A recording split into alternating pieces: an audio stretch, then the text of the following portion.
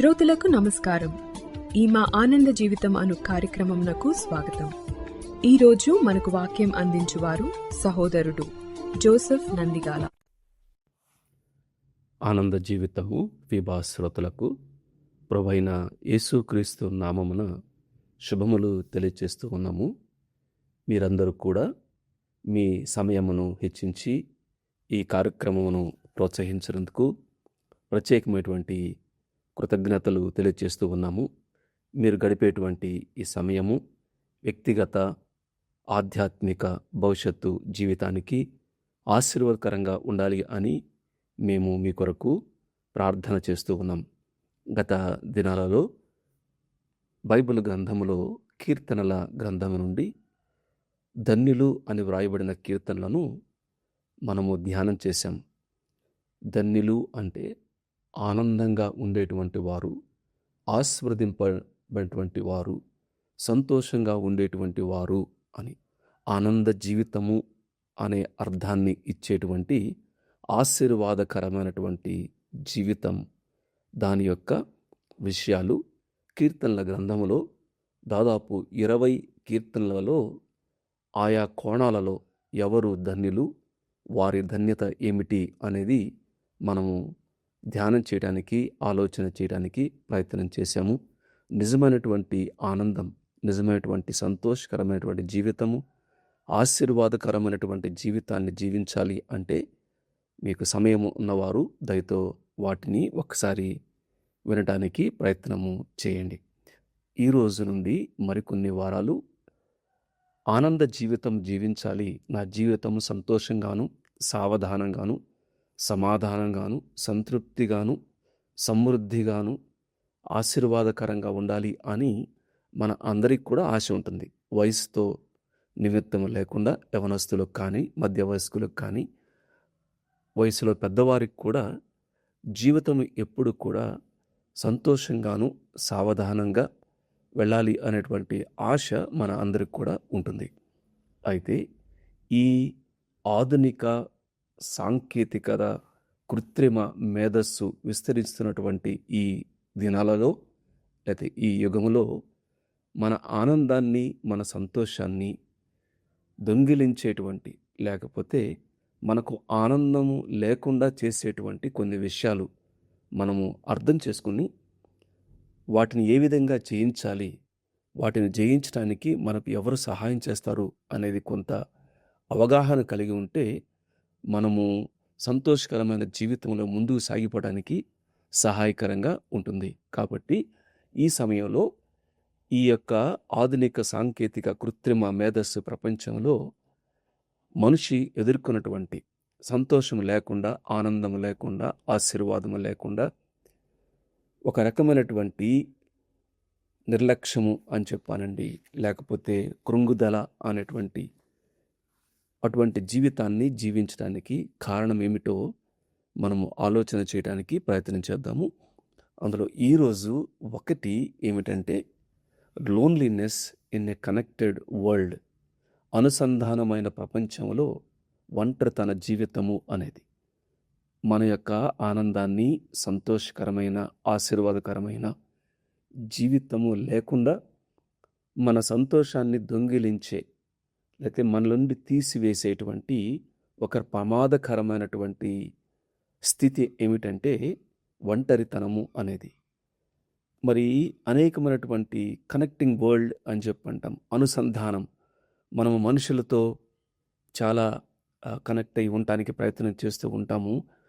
నేడు ఈ యొక్క అనుసంధాన ప్రపంచంలో మనం ఉన్నాం. స్మార్ట్ ఫోన్లు, సోషల్ మీడియా కాల్స్, వాట్సాప్ గ్రూపులు, రకరకాల వాటి ద్వారా మనము ఒకరినొకరు కలుస్తూ ఉంటారు. ఇవన్నీ మనలో ఒకరితో ఒకరిని కలుపుతూ ఉన్నాయి. అయితే ఆశ్చర్యకరమైనటువంటి విషయం ఏమిటంటే, ఒక ప్రక్క కనెక్ట్ అనేటువంటి మాటలు ఎక్కువగా ఉపయోగిస్తున్నప్పటికీ కూడా, కాంటాక్ట్స్ అండ్ కనెక్ట్స్ అనేటువంటి పదాలు ఎక్కువగా ఉపయోగిస్తున్నప్పటికీ కూడా మనుషులతో ఎక్కువగా కనెక్ట్ అయ్యాము. కానీ హృదయపూర్వకంగా తెలిసిన వాళ్ళు, మనస్సు విప్పి మాట్లాడుకునేటువంటి వాళ్ళు, ఆ వ్యక్తులు కానీ, సమయం కానీ చాలా తక్కువ అయినట్టుగా మనకు కనపడుతూ ఉంది. అందువల్లనే తెలియనటువంటి ఒక ఒంటరితనము అనుభవిస్తూ ఉన్నారు. అనుభవించేటువంటి ప్రమాదం కూడా పొంచి ఉంది. కాబట్టి ఈ లోన్లీనెస్, ఈ ఒంటరితనాన్ని సరిగా అర్థం చేసుకొని జాగ్రత్తగా తీసుకోకపోతే మనము చాలా నష్టపోయేటువంటి, మన యొక్క ఉద్దేశాన్ని, గమ్యాన్ని నుంచి ప్రక్కకు వెళ్ళిపోయేటువంటి ప్రమాదము పొంచి ఉంది. కాబట్టి ఈ విషయమై మనము ఈరోజు కొన్ని విషయాలు ఆలోచన చేయడానికి ప్రయత్నం చేద్దాం. దేవుని వాక్యంలో నుండి దేవుడు ఏ విధంగా ఈ ఒంటరితనము యొక్క స్థితి నుండి దేవుడు బయటకు తీసుకువస్తాడు అనేది ఆలోచన చేయకముందు కొన్నిటిని మనం సరిగా అర్థం చేసుకోవాలి. ఒకటి, ద కనెక్షన్స్ వర్సెస్ రిలేషన్షిప్. పరిచయాలకు బంధానికి ఉన్నటువంటి తేడా సరిగా అర్థం చేసుకోవాలి. ఒక వ్యక్తిని తెలుసుకోవటం, పైన మాత్రమే సంభాషణ చేయటము, ఇందులో మనకు ఈ కనెక్షన్స్లో ఉంటాయి. అది పెద్ద సమయం కూడా అవసరం లేదు. ఒక పరిచయము అనేది, ఈ కనెక్షన్ అనేది ఇన్స్టెంట్గా ఏర్పడచ్చు. ఉదాహరణకి మీరు సబ్స్క్రైబ్ చేశారు, ఫాలో చేశారు, ఏదో ఒక బటన్ క్లిక్ చేశారు, రిక్వెస్ట్ పంపించారు, తద్వారా మీకు కనెక్షన్ ఏర్పడేటువంటి అవకాశం ఉంది. ఎవరైతే అందుబాటులో ఉన్నదాన్ని బట్టి, మీరు అందుబాటులో ఉండి ఈ యొక్క నెట్వర్క్లో వాళ్ళు అందుబాటులో ఉంటే కనెక్షన్ కావడం పెద్ద కష్టమేమీ కాదు. ఈవెన్ ఎక్కువ మంది కూడా ఉండొచ్చు. అయితే నేర్చుకోవాల్సినటువంటి పాఠం ఏంటిదంటే, ఈ యొక్క కనెక్ట్ కావటము లేకపోతే పరిచయము వేరు, బంధము వేరు, రిలేషన్షిప్ వేరు. ఒక వ్యక్తిని నీ పట్ల వేరే వారు జాగ్రత్త తీసుకోవటము, నీవే వేరే వారి పట్ల జాగ్రత్త తీసుకోవటము, ఇది బంధములో ఉంటుంది. పరిచయం కాదు, కేవలం పైన పరిచయాలు కాదు, ఒక నిబద్ధత, ఒక నమ్మకాన్ని బట్టి బంధాలు ఏర్పడతాయి. ఇది కేవలము సమాచారం పంచుకోవడం కాదు. ఈ కనెక్షన్స్లో ఏం చేస్తారు అంటే, కేవలము సమాచారాన్ని, ఇన్ఫర్మేషన్ మాత్రమే పంచుకుంటూ ఉంటారు. కానీ బంధంలో జీవితాన్ని మనము పంచుకుంటాం. మన భావాలు, మన భావోద్రేకాలు, మన భయాలు, మన భవిష్యత్తు, వీటిని మనము పంచుకోవడానికి ప్రయత్నం చేస్తాం. కేవలం పై స్థాయి మాత్రమే కాదు, ఈ యొక్క రిలేషన్స్లో మనకు హృదయపూర్వక అనుబంధము ఏర్పడుతుంది. కనెక్షన్స్ అనేవి వెంటనే ఏర్పడవచ్చు, కానీ బంధము అనేది క్రమక్రమంగా అభివృద్ధి చెందుతూ నమ్మకంపై ఆధారపడి ముందుకు వెళ్ళేది. అనేకమైనటువంటి కాంటాక్ట్స్, కనెక్షన్స్ నీకు ఉండొచ్చు, కానీ అర్థవంతమైనటువంటి బంధం కేవలము కొంతమందితో మాత్రమే ఉంటుంది. కాబట్టి ఈ విషయాన్ని సరిగా అర్థం చేసుకోవాలి అని నేను ప్రభు పేరట మనవి చేస్తున్నాను. కేవలం పేరు తెలుసుకోవడం మాత్రమే కాదు. కనెక్షన్స్లో కేవలం పేరు తెలుసుకుంటే చాలు, కానీ బంధంలో హృదయాన్ని తెలుసుకోవటము ఉంటుంది. కనెక్షన్ కేవలం పరిచయాన్ని మాత్రమే ఇస్తుంది, కానీ ఈ బంధము అనేది నీకు ఒక బిలాంగింగ్నెస్, నేను పలాని వానికి చెందినవాడిని, లేకపోతే నాకు వారు చెందినవారు అనేటువంటి ఒక భావనను నీకు ఇస్తుంది అనే విషయాన్ని నేను మనవి చేస్తున్నాను. కాబట్టి ఈ తేడాను, ఈ లోకంలో ఎక్కువగా మనం ఉపయోగించేటువంటి భాష, మనకు ఎన్ని కాంటాక్ట్స్, ఎన్ని కనెక్షన్స్, ఈ భాష కంటే కూడా కేవలము సంబంధానికి విషయాలు అర్థం చేసుకోకుండా, బంధం ఎవరితో లేకుండా కేవలము కనెక్షన్స్ మీదే ఆధారపడితే అది నీకు నష్టాన్ని కలుగు చేస్తుంది.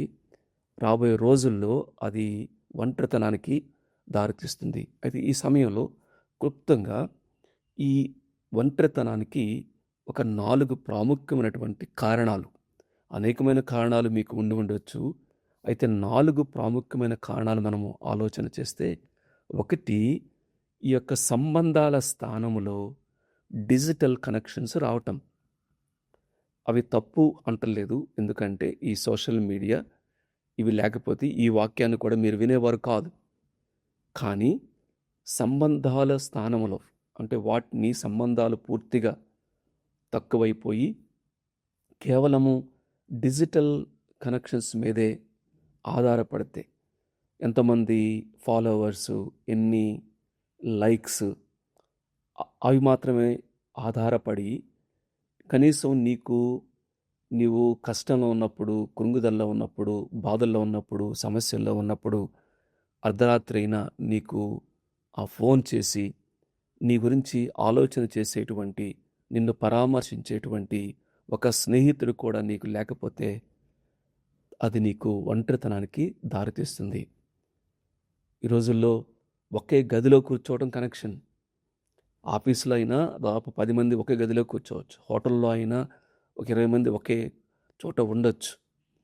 అది కేవలము కానీ మాట్లాడుకోవటం, వినటం, అర్థం చేసుకోవటంను అందులో సంబంధంలో ఉంటుంది. కాబట్టి ప్రాముఖ్యమైనది ఒక కారణం ఏమిటంటే, ఎందుకు ఈ మహమ్మారి లాంటిది ఒక ప్రమాదకరమైనటువంటి స్థితి, ఒంటరితనం తెలియకుండానే అనుభవిస్తున్నారు అంటే, కేవలము వన్ సైడెడ్‌గా వారు ఈ సంబంధాల కంటే కూడా ఈ డిజిటల్ కనెక్షన్స్ ఎక్కువగా ప్రాముఖ్యత ఇవ్వటం కూడా అది ఒంటరితనానికి దారితీస్తుంది.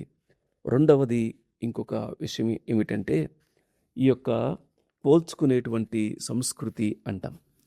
సాధారణంగా ఇతరులతో ఆరోగ్యకరంగా పోల్చుకుంటే తద్వారా నీకు ఒక రకమైనటువంటి ప్రేరణ, నీకు అది ప్రోత్సాహకరంగా, ప్రేరణకరంగా ఉంటే తప్పేమీ లేదు. కానీ ఈ ఇతరులతో పోల్చుకోవటం, ప్రత్యేకంగా ఈ యొక్క డిజిటల్ వరల్డ్‌లో, సోషల్ మీడియాలో వేరే వారు తమను కనపరుచుకున్నప్పుడు ఎక్కువగా వారి యొక్క విజయాలు, వారి ఉద్యోగాలు, వారి ప్రయాణాలు, వారి వంటకాలు, వారి కుటుంబం ఉన్నటువంటి ఆనంద జీవితాలు ఎక్కువ కేవలం ఇవి మాత్రమే పంచుకుంటూ ఉంటారు.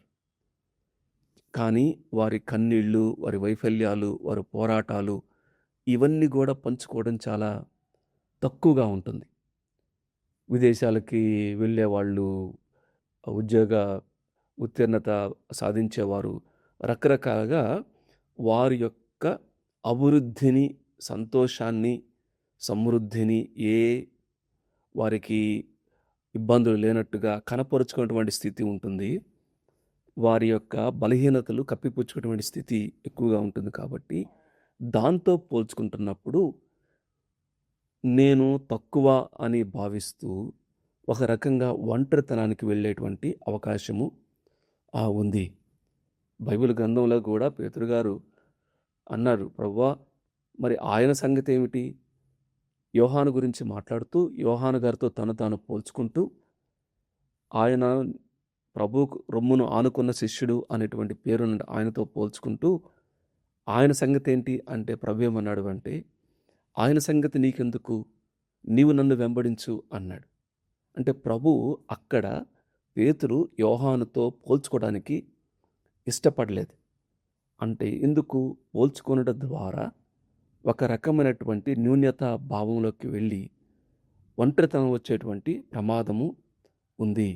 కాబట్టి ఇతరులతో పోల్చుకోవటం మనల్ని ఎవరో అర్థం చేసుకోకుండా దేవుని నుండి దూరం చేసి ఒంటరితనంలోకి పెట్టేటువంటి అవకాశం ఉంది అనే విషయాన్ని మనం జ్ఞాపకం చేసుకోవాలి. మూడవది కారణం ఏంటిదంటే, బిజీ లైఫ్ అంటాం. అంటే తీరిక లేనటువంటి జీవితం. తీరిక లేకుండా, అసలు సంబంధాలకి సమయమే లేకుండా, చదువు, ఉద్యోగము, మొబైల్, వినోదం, ఎంటర్టైన్మెంట్ అని సమయం అంతా కూడా వీటితోనే నిండిపోతూ ఉంది. స్నేహితులతో కానివ్వండి, లేకపోతే హృదయపూర్వకంగా సంభాషించేటువంటి సమయము లేకపోవటం. ఒకే కుటుంబంలో మొత్తం ఒకే గదిలో కూర్చుంటారు, కానీ ప్రతి ఒక్కరూ ఎవరి ఫోన్లో వాళ్ళు ఉంటారు. శారీరకంగా దగ్గరగా ఉన్న హృదయం వల్ల చాలా దూరంగా ఉండటము. వీటి వల్ల కూడా ఈ యొక్క జీవిత ఉరుకు పరుగుల ఈ చక్రంలో పడిపోయి మనము సమయాన్ని వేరే వాటికి ఇవ్వకపోతే తెలియకుండానే ఒంటరితనంలోకి వెళ్ళేటువంటి ప్రమాదము ఉంది. 3 విషయాలు నేను జ్ఞాపకం చేశాను. సంబంధాల స్థానంలో డిజిటల్ కనెక్షన్స్ రావటము, పోల్చుకునేటువంటి సంస్కృతి, తీరికలైనటువంటి జీవితాలు. ఆఖరిది చాలా ప్రాముఖ్యమైనది ఏంటంటే, ప్రతి మనిషి హృదయంలో కూడా దేవుడు మాత్రమే నింపగలిగేటువంటి ఒక శూన్యత, ఒక స్థలం ఉందండి. ఎందుకంటే దేవుడు మానవుని చేసేటప్పుడు బైబిల్ గ్రంథంలో ఈ విధంగా ఉంది.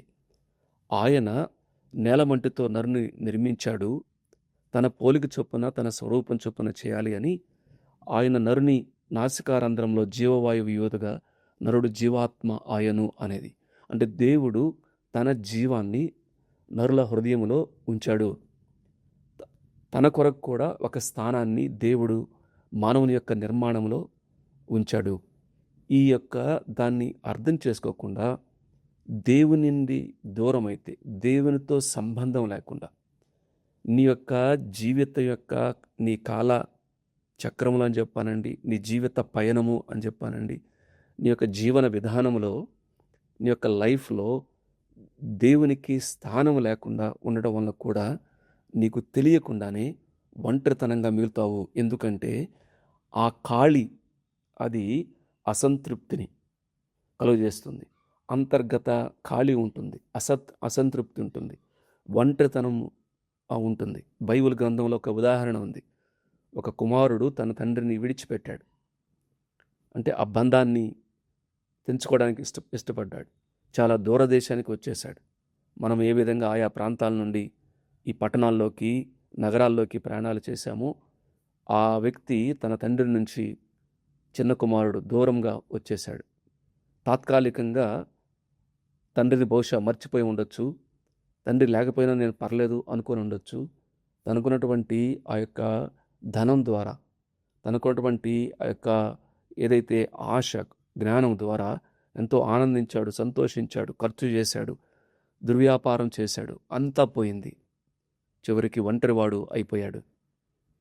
నేర్చుకోవాల్సిన పాఠం ఏంటిదంటే, ఎందుకు ఈ ఒంటరితనము మన ఆనందాన్ని తీసివేస్తుంది? ఒకటి, ఎందుకు ఈ ఒంటరితనము అంటే, దేవునితో సంబంధం లేకుండా, దేవుణ్ణి విడిచిపెట్టి ఆ తప్పిపోయిన కుమారుని వలె నేను ఒక్కడినే ఉండగలను, నాకు ఎవరితో సంబంధం లేదు, నేను జీవించగలను అని నీకున్నటువంటి ఉద్యోగ, వ్యాపార జ్ఞానాన్ని బట్టి, వయసును బట్టి నీవు కానీ అతిశయిస్తూ ఉంటే, అర్థం చేసుకోవాల్సిన పాఠం ఏంటంటే, ఒంటరితనము ఆవరించేటువంటి, ఒంటరివాడు అయ్యేటువంటి ప్రమాదము పొంచి ఉంది. 4 కారణాలు మనము జ్ఞాపకం చేసుకుందాం. అయితే ఎవరైతే ఈ ఒంటరితనం ఉన్నారో వారు తప్పనిసరిగా పర్యవసానాలు ఉంటాయండి. ఏమిటి ఆ ఒంటరితన పర్యవసానాలు? అలిసిపోతారు. ఎగ్జాస్టింగ్ అని చెప్పంటాం. భావోద్రేకాలుగా అలిసిపోతారు. బైబిల్ గ్రంథంలో ఏలియా అనేటువంటి ఒక ప్రవక్త ఉన్నాడు. ఆయన రోషం గలవాడు, పౌరుషం గలవాడు, గొప్ప కార్యాలు చేశాడు. కానీ ఒకానొక సమయంలో ఒంటరితనాన్ని అనుభవించి నిరాశ, నిస్పృహల్లోకి వెళ్ళిపోయాడు.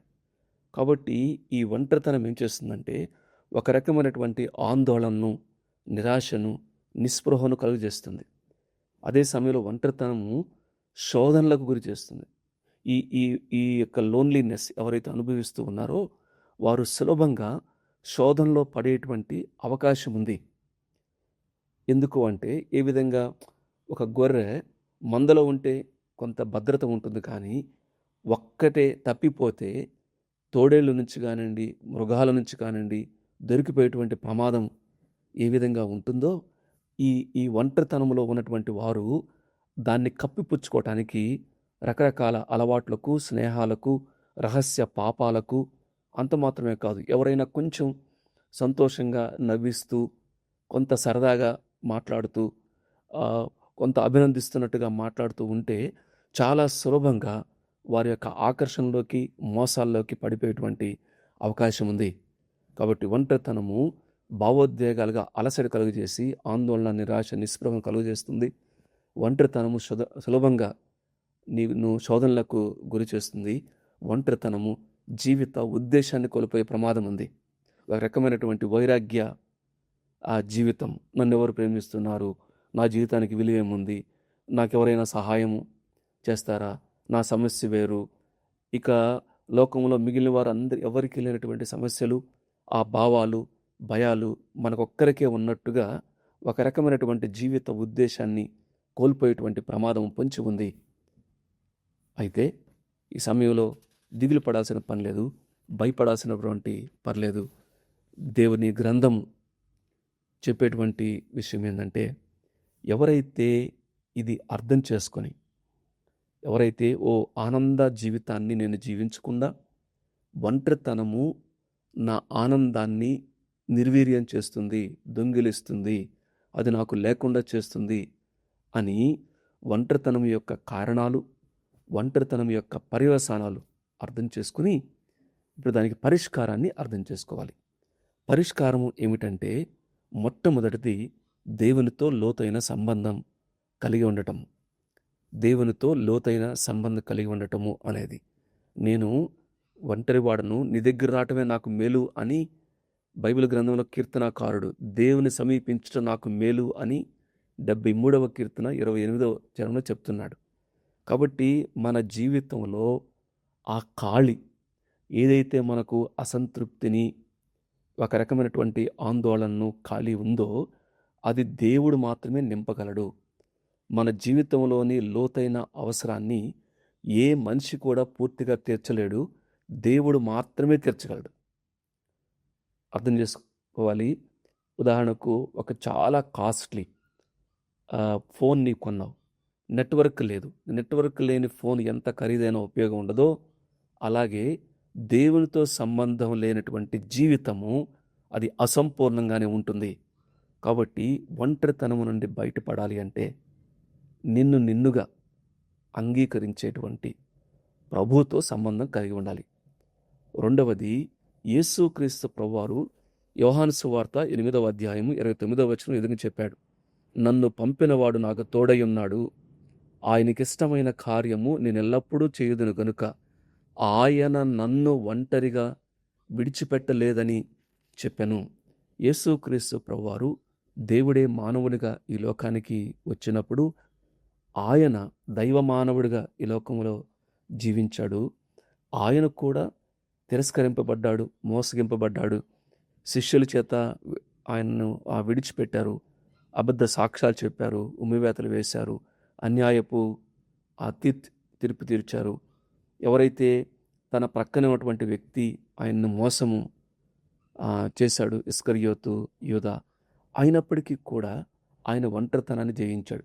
అంటే ఆయన ఒంటరితనాన్ని అనుభవించాడు, అదే సమయంలో దాన్ని జయించాడు. కాబట్టి మనతో సహానుభవం గలవాడు, రక్తమాంసములు ధరించి దేవుడే మానవునిగా ఈ లోకానికి వచ్చాడు. కాబట్టి ఆ యేసుక్రీస్తు ప్రభువారు ఒంటరితనాన్ని అనుభవించాడు. అంత మాత్రమే కాదు, ఆయన నీ కొరకు నా కొరకు తన ప్రాణాన్నే ఇచ్చాడు. ఏ పాపము చేత, అపరాధముల చేత కుమారుడు తండ్రికి దూరమైనట్టుగా మనము దేవునికి దూరమై మనకిష్టమైనటువంటి మార్గంలో వెళుతూ నష్టాన్ని కొని తెచ్చుకుంటూ ఉండగా, ఆనందము లేకుండా, సంతోషము లేకుండా, సమృద్ధి లేకుండా మనము జీవిస్తూ ఉండగా, మనము ఆయనను పట్టించుకుపోయినప్పటికీ దేవుడే మనలను ప్రేమించి ఈ లోకానికి రావటం, మన కొరకు ప్రాణం పెట్టడం, ఆయన సమాధి చేయబడి తిరిగి 3వ దినమున తిరిగి లేవటము అనేది దేవుడు చేసినటువంటి గొప్ప కార్యం అండి. ఏదో నీవు అడిగేవు కాబట్టి కాదు, నిన్ను ప్రేమించి ఆయన ఈ లోకానికి వచ్చి ప్రాణం పెట్టాడు. ఆయన యందు విశ్వాసం ఉంచితే మరలా తిరిగి నీవు దేవునితో సంబంధము ఏర్పడుతుంది. ఏమీ హడావుడి చేయాల్సిన అవసరం లేదు. ప్రభువైన యేసునందు విశ్వాసం ఉంచాలి. దేవా, నేను పాపిని, ఇదిగో ఇటువంటి ఒంటరితన పరిస్థితిలో నేను ఉన్నాను, నా యొక్క ఖాళీని నీవు మాత్రమే నింపగలవు, నన్ను అర్థం చేసుకునేవాడు నీవే అని యేసుక్రీస్తు ప్రభువునందు విశ్వాసం ఉంచడం ద్వారా నీవు కోల్పోయినటువంటి దేవునితో సంబంధాన్ని మరి తిరిగి మనము పునరుద్ధరించుకొనవచ్చు. కాబట్టి యేసుక్రీస్తు ప్రభువారిని అంగీకరించాలి, దేవునితో సంబంధం కలిగి ఉండాలి. ప్రాముఖ్యమైనది, ఇంకా నీవు అనుదిన జీవితంలో కూడా చక్కని సంఘ సహవాసం కలిగి ఉండాలి. ఎవరైతే ఈ విధంగా దేవుని నమ్ముకున్న బిడ్డలు ఉన్నారో వారితో సహవాసము కలిగి ఉండాలి. ఆదిమ అపోస్తలులు ప్రారంభ దినాల్లో వారికి అనేకమైనటువంటి కష్టాలు, నష్టాలు వచ్చినప్పటికి కూడా, బెదిరింపులు వచ్చినప్పటికి కూడా కలిసి ప్రార్థన చేశారు, కలిసి ఆరాధన చేశారు, కలిసి సహవాసం చేశారు.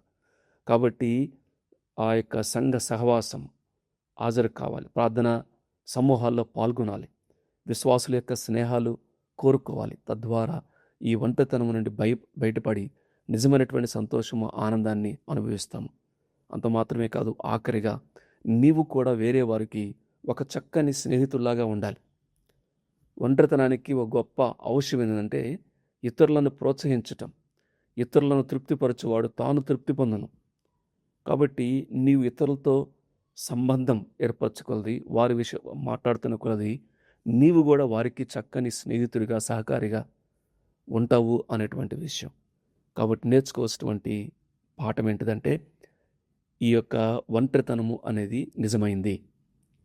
దావీదు, ఏలియా, అనేక మంది భక్తులు బైబిల్లో ఇటువంటి అనుభవాలు గుండా వెళ్ళారు. ఇది వాస్తవము. ప్రత్యేకంగా ఈ యొక్క ఆధునిక సాంకేతిక ఈ ప్రపంచంలో ఒంటరితనం వచ్చే ప్రమాదం ఉంది. అది అర్థం చేసుకోవాలి. రెండవది, జనాల మధ్య ఉంటే, మందిలో జనాల మధ్య ఉంటే ఒంటరితనం ఏమి పోదు. అందరిలో ఉన్నా, నవ్వుతూ ఉన్నా నీవు ఒంటరితనం అనుభవించే ప్రమాదం ఉంది. ఒకే ఒక పరిష్కారం ఏంటంటే యేసుక్రీస్తు ప్రభువారిలో నీవు ఒంటరి వాడవు కాదు. ప్రభు నమ్ముకున్న వారందరూ కూడా అర్థం చేసుకోవాల్సిందంటే నీవు ఒంటరి వాడవు కాదు. ఆయన నిన్ను విడువడు, ఎడబాయడు. ఆయన నీలో ఉంటాడు, నీతో ఉంటాడు, నీకు సహాయం చేస్తాడు. నీకు ముందుగా వెళతానని చెప్పాడు. విడువను, ఎడబాయను అని చెప్పాడు. కాబట్టి వాక్యము నేను ముగించేటువంటి ముందు సాధారణంగా ఈ ఆనంద జీవితాన్ని అనుభవించకుండా మనలను దొంగిలించేటువంటి ఒక భయంకరమైనటువంటి ప్రమాదం ఏమిటంటే loneliness in a connected world. అర్థం చేసుకోనండి. ఇంకా దేవునితో సంబంధం లేకుండా దూరంగా ఉంటే యేసుక్రీస్తు ప్రభువుని సొంత రక్షకునిగా అంగీకరించండి. ప్రభువుని నమ్మిన వారు, క్రీస్తులో నీవు ఒంటరివి కాదు, ఒంటరితనముకి స్థానము లేదు అని నీవు ప్రభువుతో చక్కని సంబంధం కలిగి, సహవాసము కలిగి, నీవు కూడా ఇతరులకు స్నేహితుడిగా ఉంటూ ఆనందకరమైన జీవితాన్ని జీవించడానికి పరిశుద్ధాత్మ దేవుడు సహాయం చేయనుగాక. దేవుడి వాక్య భాగాన్ని దీవించి ఆస్వాదించునుగాక. ఈ కార్యక్రమమును గూర్చి మీ సలహాలు మరియు మీ ప్రార్థనా అవసరతల కొరకు మమ్మను సంప్రదించవలసిన మా ఫోన్ నంబర్ 9485508539 మరియు ఈమెయిల్ ఐడి info@fibaonline.org. మా ఫోన్ నంబర్ మరొకసారి 9480585039. Email ID info@fibaonline.org.